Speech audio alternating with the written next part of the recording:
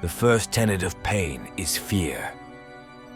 Dorael stared at his torturer through misted eyes. The homunculus wore a patient expression, like a teacher waiting for a sluggish student to catch on. The first tenet of pain is fear, said Dorael. His tongue felt alien in his mouth. Just so, said Karzarvash with an indulgent leer. Dorael wondered how he could read his torturer's face so clearly. The homunculus had 6 eyes, arranged in 3 lateral pairs.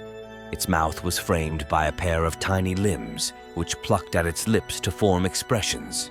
Nonetheless, Dorael was sure it was smiling fear, as the ancients taught us, is the closest consort of pain. Without fear, pain is simply a bodily function, a condition of life, and so easily evaded. Pain without fear is hardly pain at all, an insipid, tasteless draught compared to the rich nectar on which I sup. Karzarvash loomed over the device that held Dorael and reached out a bladed finger to scratch a mark into the chair's bone arm. The Asuryani noticed a sour smell around the torturer, like stagnant water. "And what do you fear, son of a Lytok?" it continued. The Haemonculi had the voice of a sickly child. "What horrors stride through your dreams? What is most precious to you? What do you wish to keep from me?" The mouth limbs pulled Karzarvash's face into a taut rictus grin, revealing rows of polished metal teeth. "We will discover the answers together, of course. We have much to teach each other, you and I. The 9th tenet of pain is understanding. Good, Dorael, understanding. And we do understand one another, don't we?" Dorael glared at his captor. Focusing upon the towering figure made his eyes burn with pain, but he could not bring himself to look away. The homunculus stood against a wall of cluttered shelves. At this end of the chamber, there were no implements of torture. Instead, these shelves were heavy with jars, alembics, and lockboxes. Pipes trailed from some, running to complex machines which Karzarvash monitored and tended. The devices gurgled and wheezed, breaking the chamber's silence. "I have told you of my library, have I not? And you have spoken of your worldship, of your path, of your family." Karzarvash reached up to lay a blade-fingered hand upon one of the frosted jars. The torturer's eyes closed. "I have shared my greatest treasures with you, Dorael. My collection includes morsels from many of Comoraw's luminaries. Each is a security against the benefactor's misfortune. If the slave-taker Lord Equithex should be brought low by one of his many rivals, for example, I have a fingerbone here that holds a little of his essence.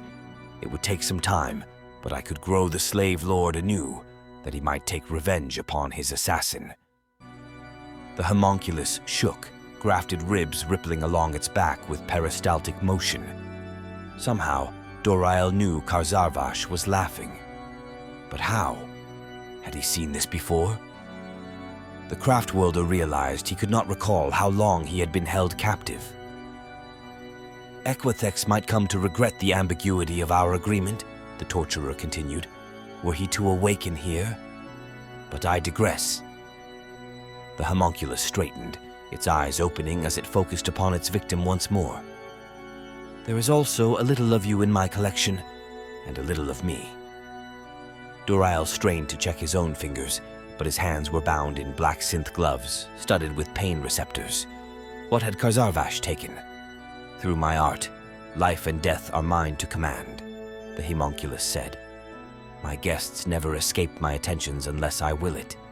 They may die 1,000 times, but they are still mine. That is why I speak of understanding, Dorael. Understand. I have shared much with you, but you have kept something from me. I will not let this pass. The 17th tenet of pain." "Hope! The 17th tenet is hope!" Dorael sobbed. His words were slurred. His tongue seemed to shape syllables before his mind could form them. "Yes, yes. And what hope is it you cling to?" Dorael ached to look away, but the homunculus had long since removed his eyelids, and the restraint kept him from turning his head. Your faith. You think yourself clever, but I know you inside and out. You have given yourself to Ynnead, the great uniter. The scorn in Karzarvash's voice stung Dorael's ears. Blood ran down his jaw and dripped onto his chest. Dorael stared at his captor, saying nothing. The sutures in the torturer's forehead strained as its primary brows raised in surprise. You do. You think your spirit is his?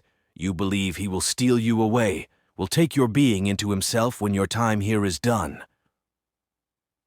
The Haemonculus laughed once more, acids dribbling from its slack mouth as it shook its head. Such fragile hope! You are certainly dying, Ynnari, but you are mine now and always. No, said Dorael, around the ruin of his teeth.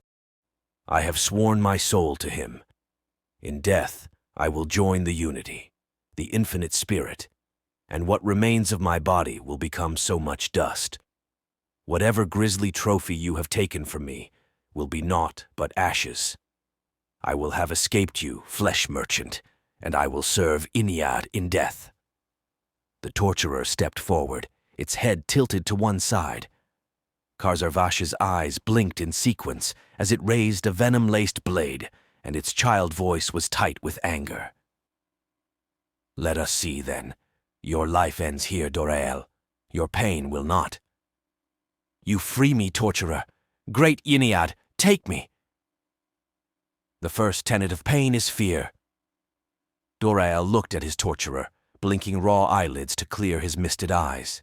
The creature was smiling, though he could not say how he was able to read its expression. How long had he been here? Surely he must die soon. Ynnead would claim his soul, and he would know no more of pain.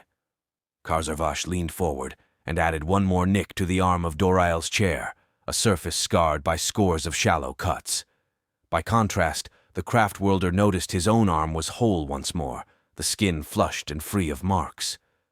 The first tenet of pain is fear, said Dorael.